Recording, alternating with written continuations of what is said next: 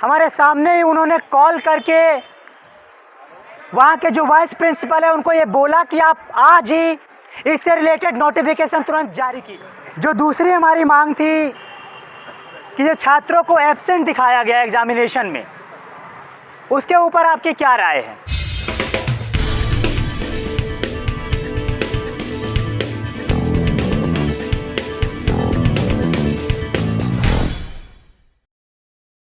पर इसके साथ ही इनका ये भी कहना था कि ऐसे मामले में 10% तक ही संभावना होती है कि जिसने अप्लाई किया है उसके पक्ष में रिजल्ट आए, यानी कि सही उसका रिजल्ट आए।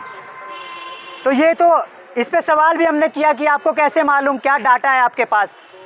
तो इस पे इनका कहना था कि इस पे हम लोग काम करेंगे आगे, क्योंकि अभी लॉकडाउन के बाद से कुछ स्थिति अभी थोड़ी सुधरनी शुरू हुई है और इसके कारण हमें भी थोड़ी समस्या होती है।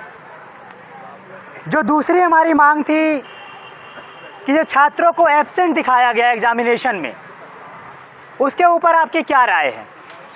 तो उस पर उन्होंने तरह तरह की बातें हुई कि हो सकता है एब्सेंट कुछ कारणों से हो गया हो, कि छात्र ने कोई दूसरा रोल नंबर डाल दिया हो, या उस जो वहाँ पे एग्जामिनेशन वहाँ पे खड़ा किया गया था चेक करने के लिए, उसने कहीं पे बंडल दूसरी जगह डाल दिया गया हो सकता है, संभावना हो सकती है।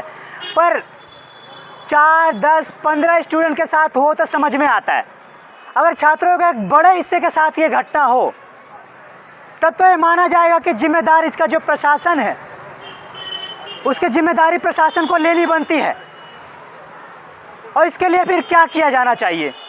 तो उस पर उनका ये हमें जो रिस्पांस आया और उन्होंने हमें आश्वासन दिया, ये पॉजिटिव रिस्पांस था और हमारी जीत भी है ये कि उन्होंने कहा है कि किसी भी छात्र का अगर एब्सेंट वाला किस्सा है या एब्सेंट वाला इशू है तो वो जाएगा जहाँ पे उन्होंने एग्जामिनेशन दिया था, वहाँ से अपने डायरी से अटेंडेंस लेके आएगा और यहाँ पे जमा कराने के 3 से 4 दिन या 7 दिन के आसपास वो उसके रिज़ल्ट में, रिपोर्ट कार्ड में वो सुधार किया जाएगा। और इससे रिलेटेड हमने उन्हें कहा कि ये छात्रों को कैसे मालूम चलेगी ये बात, क्योंकि ज़्यादातर एसओएल छात्रों को तो एसओएल बताता नहीं है, ये जानकारी देता नहीं है। इसीलिए आप उन्हें बताइए, बाकायदा ये जानकारी दीजिए, उनके कान में ये बात पहुंचाइए कि एक नोटिफिकेशन जारी करें वो, जिसके बाद हमारे सामने ही उन्होंने कॉल करके वहाँ के जो वाइस प्रिंसिपल है उनको ये बोला कि आप आज ही इससे रिलेटेड नोटिफिकेशन तुरंत जारी कीजिए। एक और किस्सा आया था, जो हमारे साथ जो स्टूडेंट गए थे उन्होंने एईसी और सेक के रीवैल्यूएशन की बात कही कि जो इन 2 पेपरों में आने वाले जो स्किल एनहांसमेंट का पेपर है और बाकी जो एक्स्ट्रा पेपर्स है उनका रीवैल्यूएशन नहीं कर रहे थे ये लोग। तो उसके रीवैल्यूएशन के लिए भी नोटिफिकेशन निकाला जाए एसओएल के द्वारा, इसके लिए भी वहाँ से फ़ोन गया और उन्होंने कहा कि ये दोनों नोटिफिकेशन निकाला जाए।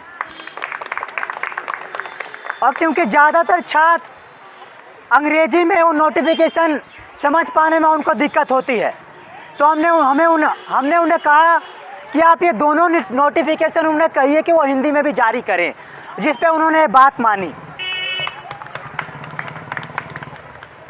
जो हमारी तीसरी मांग थी कि एक नोडल ऑफिसर नियुक्त किया जाए जो एसओएल के छात्र परीक्षा देने जाते हैं उनकी समस्या सुनने के लिए, वो जो कंप्लेन करे उसके लिए एक नोडल ऑफिसर होना चाहिए। परंतु उन पे इनका कहना था कि वो हमारे अंदर नहीं आता है, वो एसओएल ही डिसाइड करेगा कि वो नोडल ऑफिसर रखेगा या नहीं रखेगा। तो यानी कि ले दे के बात ये है कि कुछ जो मांगे हमारी पूरी हुई, लेकिन एक जो ये बात थी लास्ट वाली, उस पर उन्होंने ठिकाना ले दे के एसओएल के ऊपर ही फोड़ दिया। यानी हुआ ये कि हम तो यहाँ से बोल दे रहे हैं लेकिन एसओएल ये चीज़ कर नहीं रहा है।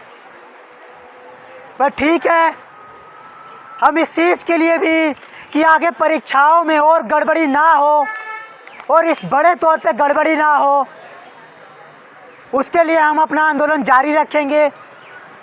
और इन आश्वासनों के साथ हम ये भी यहाँ से प्रण लेके जाएंगे कि आगे अगर कोई दिक्कत आती है ऐसी, तो हम उनके खिलाफ भी लगातार लड़ते रहेंगे। बस इतनी ही उनसे बात हुई।